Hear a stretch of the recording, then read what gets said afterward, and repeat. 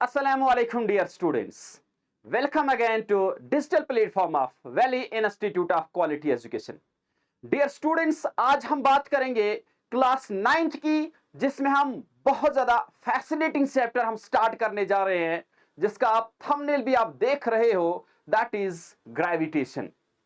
Dear students, अगर हम बात करेंगे पहले 2-3 चैप्टर्स की, जिसमें हमने मोशन पढ़ा, force and laws of motion पढ़ा, उसमें हमने बेटा बात एक सीखी है कि कोई भी ऑब्जेक्ट बेटा, कोई भी चीज मोशन में लाने के लिए उस पे बेटा जरूर एक फोर्स एग्जर्ट होना चाहिए, तभी बेटा वो मोशन में जाएगा.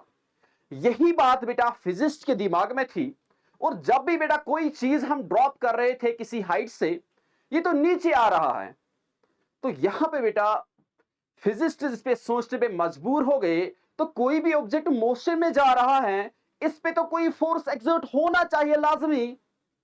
तो यही बेटा बात न्यूटन साहब ने, सर आइजैक न्यूटन इन 16th सेंचुरी, उसने बेटा ये बात एनालाइज की कि हां, इस पे तो कोई ना कोई फोर्स जरूर एक्सर्ट करना चाहिए, तभी ये बॉल बेटा नीचे की ओर आ रही है. तो उसी वाले फोर्स को बेटा नाम दिया गया है ग्रेविटेशनल फोर्स, जो अर्थ एक्सर्ट कर रही है इस ऑब्जेक्ट पे. तो दैट मीन्स अगर हम यहां पे नॉर्मल वे में देखेंगे कि जब भी किसी से बेटा हम पूछते हैं ग्रेविटेशन क्या होता है, ये एक फोर्स होता है जो अर्थ एक्सर्ट कर रही है. बेटा इतना ही नहीं है, फिर न्यूटन साहब ने इस कॉन्सेप्ट को बेटा जनरलाइज किया. तो यूनिवर्स में जो भी दो ऑब्जेक्ट्स हैं, उनके दरमियान एक अट्रैक्टिव फोर्स होता है, उसी को बेटा नाम दिया गया है ग्रेविटेशनल फोर्स. बहुत सारी बातें हम जानेंगे बेटा, बट इस ग्रेविटेशन को डिटेल में पढ़ने से पहले हम इस चैप्टर का ओवरव्यू देखेंगे कि हमें पढ़ना क्या है इसमें. डियर स्टूडेंट्स, हम पहले जानेंगे इसमें जो ये टर्म्स दो हैं, ग्रेविटेशन और ग्रेविटी.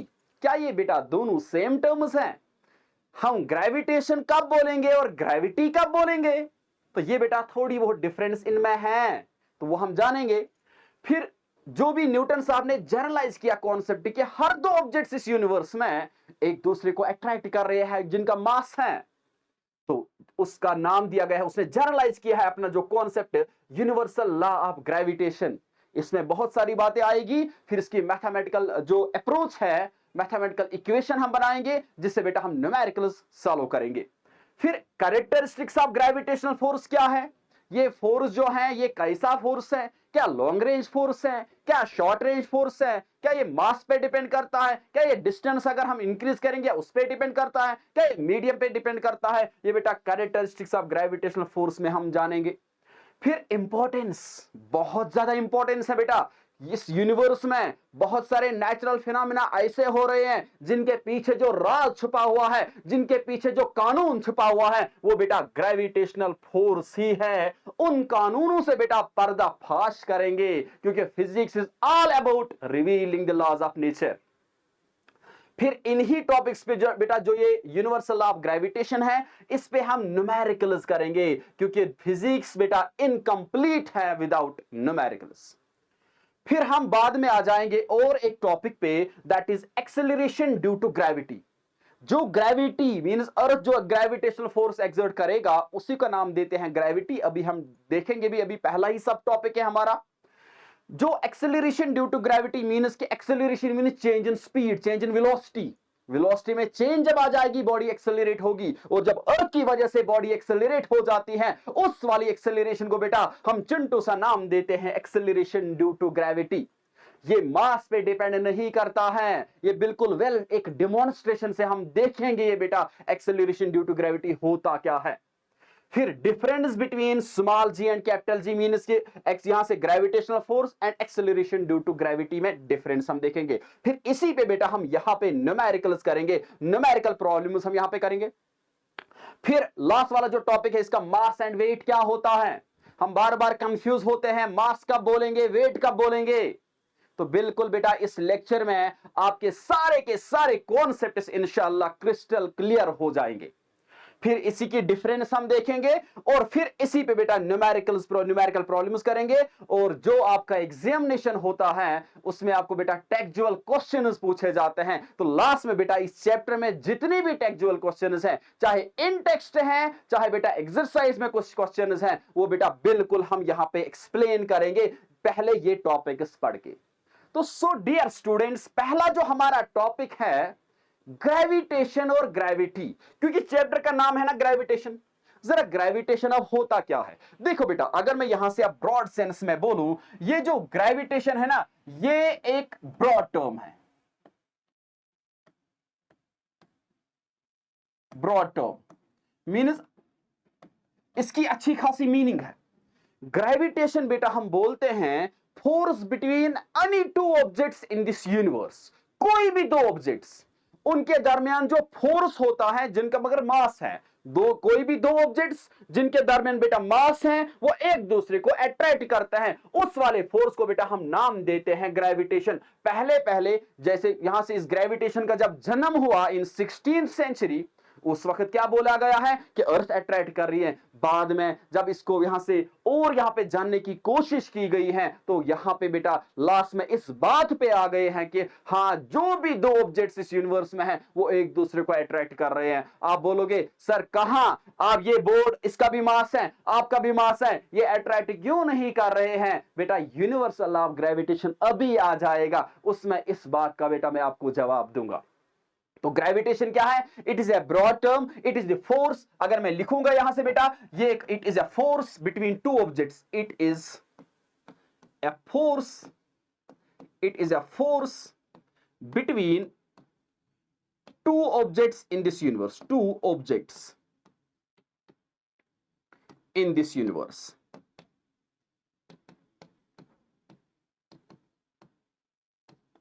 इन दिस यूनिवर्स कोई भी दो ऑब्जेक्ट्स के दरमियान जो फोर्स होता है उसको नाम देते हैं ग्रेविटेशन। जनरल टर्म है, ये ब्रॉड टर्म है। और ये जो ग्रेविटेशन है ये बेटा एक नॉन कॉन्टैक्ट फोर्स है, याद रखना, नॉन कॉन्टैक्ट फोर्स।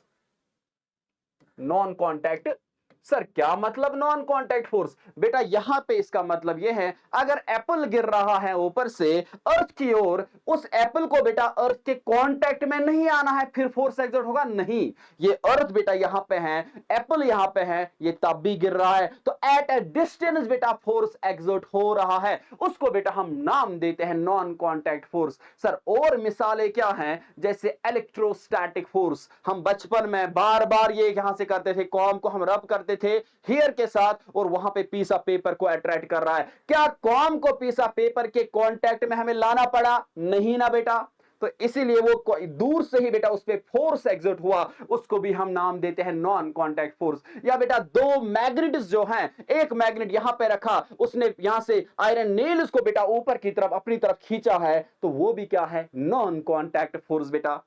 तो दैट मीन्स जो फोर्सेस हैं वो दो कैटेगरीज में हम डिवाइड करते हैं, कॉन्टैक्ट फोर्स और नॉन कॉन्टैक्ट फोर्स। मींस के वो नॉन कॉन्टैक्ट फोर्स वो वाला फोर्स होता है जो यहां पे एक्सर्ट होता है without any physical contact. Sir फिर कॉन्टैक्ट वाले फोर्स में कौन से एग्जांपल्स आएगी? बेटा फ्रिक्शनल फोर्स है ना, मस्क्यूलर फोर्स है ना। क्या ये पेन मुझे ऊपर उठाना है, क्या मैं इसको यहां से बोल सकता हूं आजा पेन ऊपर, विदाउट फिजिकल कांटेक्ट? नहीं, मुझे इसको हाथ से पकड़ना है, फिर हाथ से उठाना है, तभी मस्क्यूलर फोर्स में एक्सर्ट कर सकता हूं। जैसे डायग्राम से भी आप देख रहे हो कि कोई भी दो ऑब्जेक्ट्स, मैंने यहां से दो बॉल्स रखी हैं, कोई भी दो ऑब्जेक्ट्स इस यूनिवर्स में एक दूसरे को बेटा अट्रैक्ट करते हैं। एक तो ये नॉन कॉन्टैक्ट फोर्स है और दूसरा बेटा याद रखना ये एक अट्रैक्टिव फोर्स हमेशा होता है। ये हम यहां पे कैरेक्टरिस्टिक्स में भी पढ़ेंगे, अट्रैक्टिव फोर्स। तो अगर आपको कोई सवाल करेगा बोल ग्रेविटेशन फोर्स क्या है, आप बोलोगे ये एक फोर्स होता है between two objects in this universe having mass. ये सिर्फ अर्थ ही नहीं कर रही है, हर कोई दो ऑब्जेक्ट्स। तो यहां पे आपके दिमाग में भी बहुत सारे क्वेश्चंस रेज हुए होंगे, बट अभी आंसर दूंगा, इसी लेक्चर में आंसर दूंगा जब यूनिवर्सल लॉ ऑफ ग्रेविटेशन बेटा हम पढ़ेंगे। और दूसरा क्या है अब यहां पे? ग्रेविटी। ग्रेविटी बेटा एक स्पेसिफिक टर्म है। क्या? ये एक बेटा स्पेसिफिक टर्म है। क्या मतलब सर? क्या मतलब स्पेसिफिक टर्म? मीन्स कि ये एक जनरल टर्म नहीं है, ये स्पेसिफिक एक पर्टिकुलर फोर्स को यहां से नाम देते हैं। मीन्स ये वो वाला फोर्स है जो अर्थ और बाकी ऑब्जेक्ट्स के दरमियान होगा। मीन्स बेटा जो प्यारी धरती अगर एक ऑब्जेक्ट है, क्योंकि ग्रेविटेशन फोर्स बेटा फोर्स बिटवीन टू ऑब्जेक्ट्स हैं, बट अगर उन दो ऑब्जेक्ट्स में एक ऑब्जेक्ट बेटा अर्थ होगी तो उस वाले चिंटू वाले फोर्स को हम नाम देते हैं gravity. Means the force exerted by earth on other objects in this universe is called gravity। तो क्या मैंने बोला, यहां से बेटा ग्रेविटी क्या हम बोलेंगे, ये force between earth and other objects, force between earth and other objects in this universe, other objects in this universe. ठीक, तो यहां पे अर्थ और मून के दरमियान, अर्थ और एप्पल के दरमियान, अर्थ और हमारे दरमियान जो ये फोर्स होता है, उस वाले फोर्स को पर्टिकुलर नाम देते हैं ग्रेविटी। वरना वो भी तो ग्रेविटेशनल फोर्स ही है, बट एक और नाम देते हैं, चिंटू सा नाम ग्रेविटी।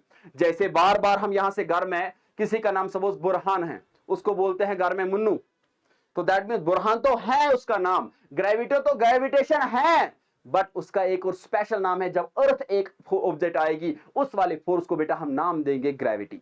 हुआ ना क्लियर बेटा, क्रिस्टल क्लियर हुआ ना। क्या बोला मैंने, ग्रेविटेशन नॉन कॉन्टैक्ट फोर्स है, अट्रैक्टिव फोर्स है between two objects in this universe, but whenever one object is earth, that particular gravitational force is called gravity. यहां पे देखो मैंने अर्थ बनाई ना, यहां पे अर्थ ही जब बाकी ऑब्जेक्ट्स को अट्रैक्ट करेगी, यहां से एरो से मैंने दिखाया है, अर्थ ही जब बाकी ऑब्जेक्ट्स को अट्रैक्ट करेगी, उस चिंटू वाले फोर्स को, उस फोर्स को बेटा हम नाम देते हैं ग्रेविटी। वरना वो भी ग्रेविटेशन है। ग्रेविटेशन एक जनरल टर्म है और ये एक स्पेसिफिक टर्म है, पर्टिकुलर टर्म है जो यूज की जाती है gravitational force of earth and other objects. चलिए बेटा, अब यहां पे जब यहां ये न्यूटन साहब ने इसको एनालाइज किया कि ये जो दो ऑब्जेक्ट्स इस यूनिवर्स में है ना, वो एक दूसरे को अट्रैक्ट कर रहे हैं, तो उसने एक जनरल लॉ दिया है बेटा जिसको हम नाम देते हैं यूनिवर्सल लॉ ऑफ ग्रेविटेशन और न्यूटन्स लॉ ऑफ ग्रेविटेशन। लिखा भी है यहां पे मैंने, sir Isaac Newton put forward this universal law of gravitation in 1687। That means 16th century में ये बेटा न्यूटन साहब ने हमें बात बोली है। क्या बोला, it states that every object attracts every other object in this universe। तो कोई भी दो ऑब्जेक्ट्स एक दूसरे को बेटा अट्रैक्ट करते हैं, बट ये जो अट्रैक्टिव फोर्स है ये डिपेंड करता है उनके product of, directly proportional to the product of their masses and inversely proportional to the square of the distance between them. क्या मतलब दैट मीन्स अगर यहां से हम दो ऑब्जेक्ट्स लेंगे बेटा, ये m1 है मास और ये बेटा m2 है मास, ठीक है, और यहां से सपोज 5 kg हैं और यहां से बच्चा ये सपोज 10 kg है, 10 और 5 में ज्यादा अट्रैक्टिव फोर्स होगा एज कंपेयर टू 2 kg और सपोज 7 kg। क्यों, 7 2 क्या हुआ 14 एंड 5 10 क्या हुआ 50। तो जिनका प्रोडक्ट ऑफ मास ज्यादा होगा उनमें ये अट्रैक्टिव फोर्स ज्यादा होता है। तो यही बात बेटा देखो, समझो मेरी बात को। अगर यहां से मैं दो पेन लूंगा, यहां पे आप बताओगे सर इसका भी तो मास है, इसका भी तो मास है, अकॉर्डिंग टू न्यूटन ये तो अट्रैक्ट होने चाहे, बट साथ ही देखो ये जो पेन है ना, इसको अर्थ भी अपनी तरफ खींच रही है ना, और अर्थ का मास बहुत ज्यादा है, अप्रोक्स 6 × 10⁻24 kg, और इस पेन को बेटा अर्थ खींच रही है, और एयर रेजिस्टेंस भी इनके दरमियान है जो इनको एक दूसरे के साथ नहीं जाने देते हैं। अगर ग्रेविटेशनल फोर्स हम यहां से कैंसिल आउट करेंगे, अर्थ के मीन्स के बियॉन्ड, यहां से जो अर्थ के दूर जाएंगे, अर्थ की ग्रेविटेशनल फोर्स से दूर जाएंगे, तब बेटा ये अट्रैक्ट हो सकता है, बट इनमें भी बहुत कम फोर्स होगा जो अभी आप देखेंगे। अगर ये इसका भी 1 kg मास है, इसका भी 1 kg मास है, तब भी इनके दरमियान ग्रेविटेशनल फोर्स बहुत कम होता है। कितना, 6.67 × 10⁻⁻11 न्यूटन मीटर स्क्वायर पर kg स्क्वायर। तो बहुत कम फोर्स तब भी होता है। तो इसीलिए यहां पे अगर हम ये एक बंदा है, यहां पे दूसरा बंदा है, वो एक दूसरे की ओर अट्रैक्ट क्यों नहीं हो रहे हैं? क्योंकि इस बंदे पे भी ये अर्थ अट्रैक्ट कर रही है, उस बंदे पे को भी अर्थ अट्रैक्ट कर रही है, इसीलिए बेटा ये जो यहां पे एक दूसरे के पास नहीं जा रहे हैं। बात समझ आई ना? तो दैट मीन्स ये देखना है कि हां, अगर ये बॉडी उसकी ओर नहीं जा रही है, क्या इस बॉडी को और कोई फोर्स है, और कोई ऑब्जेक्ट मत है जो उसको अट्रैक्ट कर रहा है अपनी ओर, जो ज्यादा बढ़ रहा है as compare to these two forces. बात समझ आ रही ना? एक ब्लॉक है यहां से, इसको एक यहां से किसी बंदे ने यहां से फोर्स एक्सर्ट किया, यहां से भी ये भी तो फोर्स एक्सर्ट कर रहा है, बट इस बंदे ने ज्यादा फोर्स एक्सर्ट किया, और वो ये वाला ब्लॉक वहां इस डायरेक्शन में जा रहा है, तो ये वाला फोर्स ज्यादा बन रहा है। तो इसीलिए बेटा ये जो यूनिवर्सल लॉ ऑफ ग्रेविटेशन जो है, ये क्या बोल रहा है हमें? Every object attracts every other object in this universe with a force which is directly proportional to product of their masses.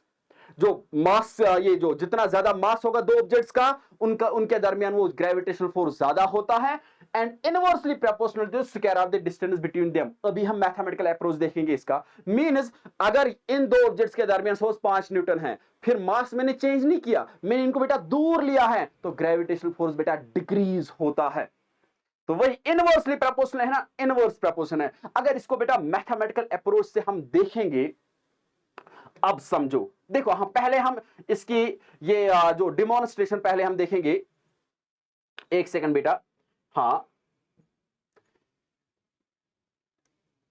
Wait A second, हम यहां पे आपको समझाएंगे बिल्कुल डिटेल में, कोई भी लूप होल हम रहने नहीं देंगे, सवाल ही नहीं है बेटा। यहां पे देखते जाओ, ये यहां पे डायनामिक ये एनिमेशन है। ये एक ऑब्जेक्ट मैंने लिया है, उसका मास देखो, मास ऑफ ए 5 kg है, मास ऑफ बी है 5 kg, एंड इनके दरमियान डिस्टेंस है 5 मीटर। अब देखो इस एनिमेशन को आप देखोगे, अगर इनका देखो, इनके दरमियान फोर्स कितना है? 6.67 इंटू 10⁻⁻11, 10⁻⁻11 पहला इनिशियल फोर्स इतना है। अब इनका अगर हम मास बढ़ाएंगे, क्या बढ़ाएंगे? मास, तो ग्रेविटेशनल फोर्स बेटा ज्यादा हो जाएगा। देखते जाओ, अगर इनका बेटा हम मास बढ़ाएंगे, इनका मास देखो आप, हाँ मास बढ़ गया ना, तो 16.01 इंटू 10⁻⁻11 आया। तो यहां पे इसका मास बढ़ाओ या इसका मास कम करो, उसका मास यहां से बढ़ाओ, पर दोनों का प्रोडक्ट पे डिपेंड करता है, ये इंडिविजुअल मास पे डिपेंड नहीं करता है। ये एप्पल और अर्थ के दरमियान जो उनका एप्पल का मास और अर्थ का मास जितना ज्यादा होगा, उतना ग्रेविटेशनल फोर्स ज्यादा होगा। फिर अगर हम डिस्टेंस बढ़ाएंगे, ग्रेविटेशनल फोर्स बेटा डिक्रीज होता है। देखो आप, डिस्टेंस हमने कम किया ना 667, यहां पे फिर दूर किया यहां से बेटा, तो ग्रेविटेशनल फोर्स बेटा डिक्रीज हो जाता है। हुआ ना क्लियर? तो ग्रेविटेशनल फोर्स क्या, ये डिक्रीज हो जाता है। अब देखिए बेटा, तो वही मैंने यहां से भी आपको बोला, तो ये चलिए अब मैथमेटिकल इसकी यहां पे यहां से मैथमेटिकल अप्रोच क्या रहेगा इसका, देखते जाओ। इसका मतलब है, पहली लाइन का मतलब था जो इन दो ऑब्जेक्ट्स के दरमियान फोर्स होगा, वो बेटा डायरेक्टली प्रोपोर्शनल है m1 m2। अगर हम दो ऑब्जेक्ट्स लेंगे, अगर इसका मास बेटा m1 है और इसका मास बेटा m2 है, इनके दरमियान फोर्स प्रोडक्ट पे डिपेंड करता है, इनके मास के प्रोडक्ट पे डिपेंड करता है। मींस अगर बेटा इसका 2 kg है और इसका सपोज 5 kg है, 5 2 क्या हुआ 10, इनके दरमियान कुछ फोर्स होगा। और अगर दो ऑब्जेक्ट्स हैं जिसका मास सपोज 2 kg है और यहां से 2 kg है और यहां से हमने सपोज 7 kg रखा है, 7 2 क्या हुआ 14, तो इनके दरमियान ये ग्रेविटेशनल फोर्स ज्यादा होता है as compare to these two objects. हुआ क्लियर? ये तो यही दैट मीन्स पहली बात जो न्यूटन साहब की है, जो 16th सेंचुरी में इसने हमने समझाया कि जो ये फोर्स है, it is directly proportional to product of masses. यहां से डायग्राम से हम समझेंगे इसको, बिल्कुल क्रिस्टल क्लियर कॉन्सेप्ट करके ही जाएंगे। ये m1 है, ये बेटा m2 है, ठीक, इनके दरमियान कुछ डिस्टेंस है, लेट दैट बी r, और डिस्टेंस सेंटर टू सेंटर होती है, ठीक है, सेंटर टू सेंटर, डन। अब देखो, तो ये F है directly proportional m1 to m2, इसका बेटा नाम रखो फर्स्ट। और जो दूसरी बात थी, is inversely proportional to square of the distance. जितना ज्यादा हम डिस्टेंस बढ़ाएंगे, उतना यहां पे ग्रेविटेशनल फोर्स कम होता है। तो force is inversely proportional to 1 divide by r square. अब सर ये आर स्क्वायर आया कहां से? जब इसको मैथमेटिकली बेटा देखा गया है और न्यूटन साहब ने केपलर्स लॉज जो थे पहले ही मींस कि यहां पे ये जॉन केपलर ने दिए थे, उसको एनालाइज करके न्यूटन साहब ने ग्रेविटेशनल लॉ बेटा फॉरवर्ड किया है और उसी को यूज करके यहां पे आर स्क्वायर आया है। तो सिंपल सा फंडा है मैथमेटिकली इसको सेटिस्फाई कराने के लिए, एंड नथिंग एल्स। ठीक है, अब देखिए तो force is inversely proportional to 1/r square. इन दो चीजों को बेटा कंबाइन अगर हम करेंगे, यही दो बातें हैं ना, यही दो बातें हैं ना, क्योंकि फिजिक्स का असूल ही है थ्योरेटिकल बातें पढ़ो और मैथमेटिकली बेटा इसको एक्सप्रेस करो। तो क्या? Directly proportional to the product of their masses and inversely proportional to the square of the distance between them. यही दो बातें बेटा मैंने यहां पे इस तरह लिखी है। अगर इनको combining first and second, combining first and second, combining first and second जो F हैं ये बेटा directly proportional to m1 m2 आएगा and inversely proportional to r square. तो ये बेटा हमारी ग्रेविटेशनल फोर्स की इक्वेशन बन जाती है। अब देखो बेटा ये प्रोपोर्शनल को हम इस साइन को हम बोलते हैं ये डायरेक्ट प्रोपोर्शन है, इसको कन्वर्ट, इसको इक्वलिटी साइन में कन्वर्ट करने के लिए यहां पे कांस्टेंट आता है। सर क्यों आता है कांस्टेंट? इसका ये मतलब नहीं है ये इसके बराबर है, अभी ये मतलब नहीं है, मतलब कि अगर ये क्वांटिटी बढ़ जाएगी तो ये फोर्स भी बढ़ जाएगा। अब मैं इसको समझाऊंगा कांस्टेंट प्रोपोर्शन को बेटा इक्वलिटी साइन में कन्वर्ट करने के लिए क्या फंडा है। अगर सपोज ये 10 है और यहां से बेटा 5 है, 5 को जब इंक्रीज करेंगे तो ये भी इंक्रीज होगा, दैट इज ये डायरेक्ट प्रोपोर्शनल रिलेशन है। अगर बेटा ये 10 बनेगा ये फिर बनेगा 20, डन, दैट मींस ये अगर डायरेक्ट प्रोपोर्शन है, और अगर ये बेटा 15 बनेगा तो ये बनेगा 30।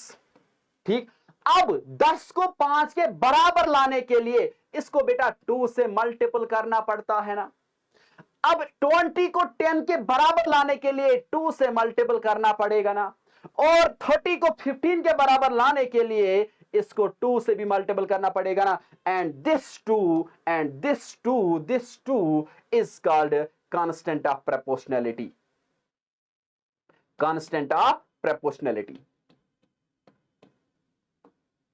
Constant of proportionality. तो वही फंडा यहां पे भी है। जो बेटा F आएगा, अब जो बच्चा F आएगा ये बेटा F को इस डायरेक्ट प्रोपोर्शनल को कांस्टेंट में कन्वर्ट करने के लिए यहां पे बेटा कांस्टेंट प्रोपोर्शनैलिटी G आता है, m1 m2 डिवाइड बाय बच्चा आर स्क्वायर। तो ये जनरल फॉर्मूला बन जाएगी ग्रेविटेशनल फोर्स। जहां पे भी आपको निकालना होगा ये इक्वेशन बेटा हम यूज करेंगे। मींस याद रखना बेटा, फॉर एवर याद रखना, जब भी डायरेक्ट प्रोपोर्शन को हमें इक्वलिटी साइन में कन्वर्ट करना है, हमें कोई ना कोई कांस्टेंट लाना होता है जिसको हम नाम देते हैं कांस्टेंट ऑफ प्रोपोर्शनैलिटी। तो यहां पे बेटा जो G है, G is constant of proportionality, constant of proportionality.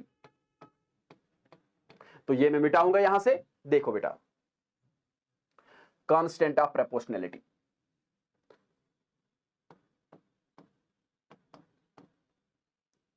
ठीक, कांस्टेंट ऑफ प्रोपोर्शनैलिटी। और इस G को बेटा हम यहां पे नाम देते हैं यूनिवर्सल कांस्टेंट,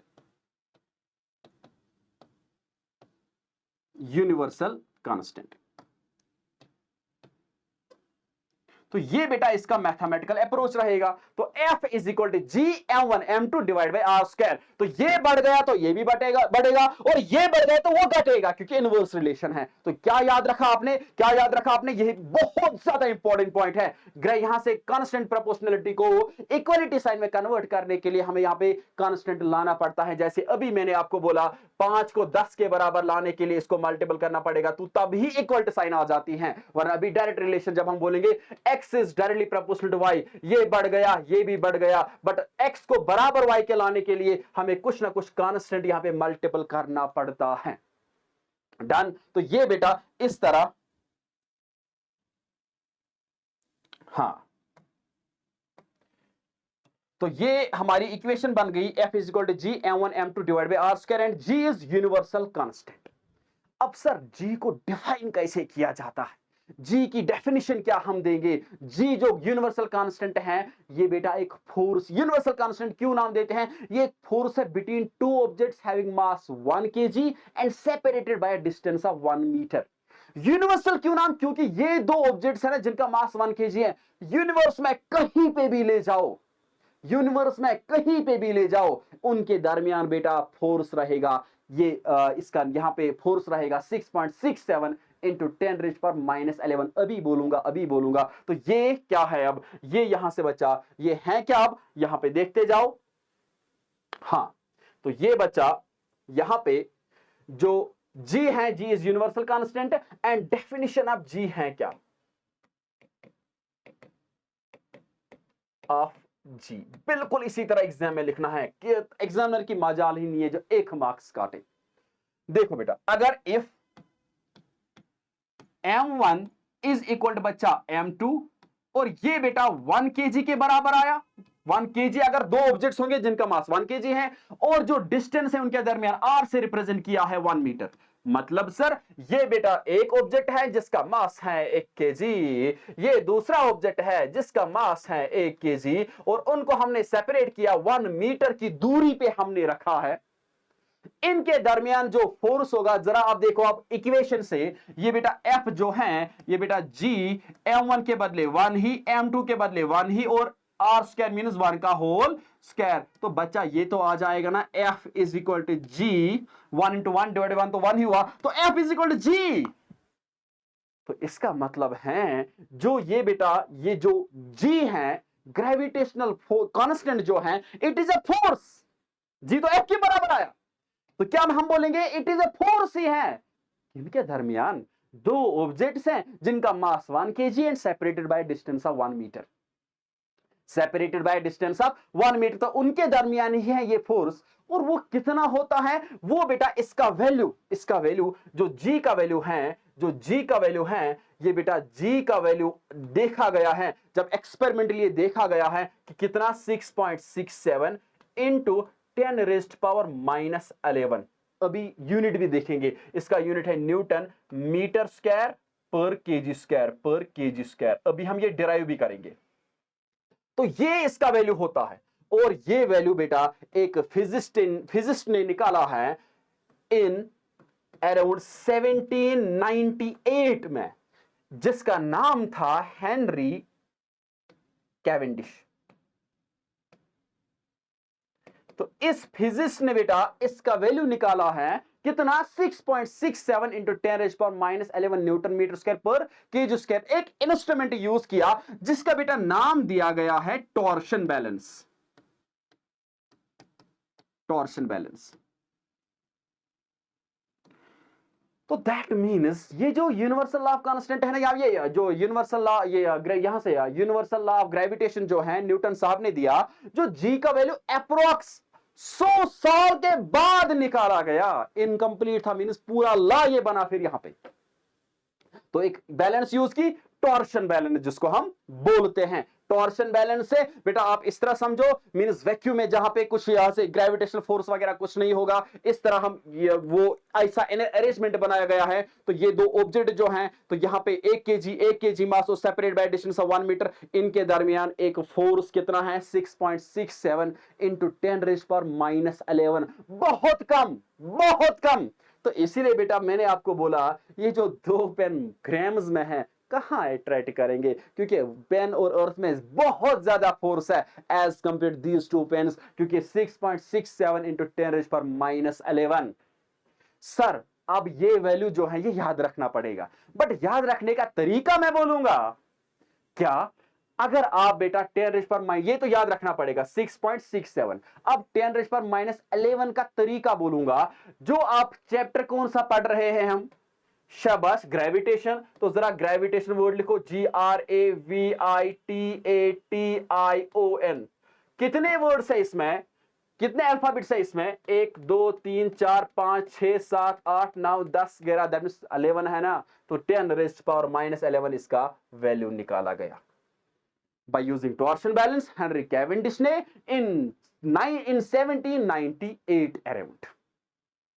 अब इसका यूनिट, जो जी का यूनिट क्या है, जी का यूनिट क्या है, units of G, units of जी।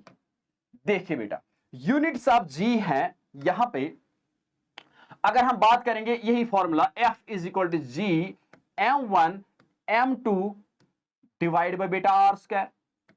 अब फोर्स, हाँ फोर्स का ऐसा यूनिट क्या है, न्यूटन है ना, कैपिटल एन से रिप्रेजेंट करेंगे। और जी का यहां से यूनिट निकालना है, m1 क्या है, मींस केजी है, मास है ना ये, और m2 भी का क्या है, केजी है, मास है, और डिवाइड में बेटा आर मींस मीटर स्क्वायर बन जाएगा बच्चा। तो क्या आ जाएगा ये बेटा, न्यूटन मीटर स्क्वायर यहां पे आ जाएगा ना ये, क्योंकि ये डिवाइड में यहां से क्या होगा, मल्टीपल में, डिवाइड में केजी इंटू केजी क्या हुआ, केजी स्क्वायर, तो इज इक्वल टू जी। तो जी का यूनिट बच्चा हमें निकला, जी का यूनिट हमें निकला न्यूटन मीटर स्क्वायर पर केजी, इस तरह लिखो, या केजी -2 ऊपर, इस तरह जब ये ऊपर जाएगा यहां से न्यूमरेटर में, तो ये बात बेटा याद रखोगे। तो ये यूनिवर्सल लॉ ऑफ, यहां से ये न्यूटन्स लॉ ऑफ ग्रेविटेशन बताओ, या यूनिवर्सल ग्रेविटी, यहां से यूनिवर्सल लॉ ऑफ ग्रेविटेशन बोलो, तो ये बेटा पहला लॉ है जो इस चैप्टर की बुनियाद बन जाती है। क्या मैंने बोला, फिर से आप समझो, तो यहां पे जो न्यूटन साहब ने हमें यहां पे बोला कि जो भी दो ऑब्जेक्ट्स इस यूनिवर्स में हैं वो एक दूसरे को बेटा अट्रैक्ट करते हैं by a force called gravitational force. But जब ये धरती अर्थ एक्सैक्ट यहां से अट्रैक्ट कर, या फोर्स एक्सर्ट करेगी बाकी ऑब्जेक्ट्स पे, उसको हम चिंटू सा नाम देते हैं, दैट इज ग्रेविटी। चिंटू सा नाम देते हैं, दैट इज ग्रेविटी। अब ये ग्रेविटेशन फोर्स किन चीजों पे डिपेंड करता है, एक तो बेटा मास पे डिपेंड करता है, और दूसरा डिस्टेंस पे डिपेंड करता है। जितनी ज्यादा डिस्टेंस हम बढ़ाएंगे उतना ये फोर्स कम होता जाता है। फिर इसी तरह मैथमेटिकल अप्रोच इस तरह है, तो याद रखोगे F is equal to G m1 m2 divide by R square. बेटा ये हमने आज फॉर्मूला निकाली है जिसपे हम न्यूमेरिकल्स करेंगे, ठीक है। तो इसके बाद जो इसकी characteristics of gravitational force, importance of gravitational force, वो बेटा हम सेकंड लेक्चर में, यहां सेकंड लेक्चर में बिल्कुल डिटेल में पढ़ेंगे। तो मिलते हैं बेटा आपके साथ सेकंड लेक्चर में, तो तब तक अल्लाह हाफिज।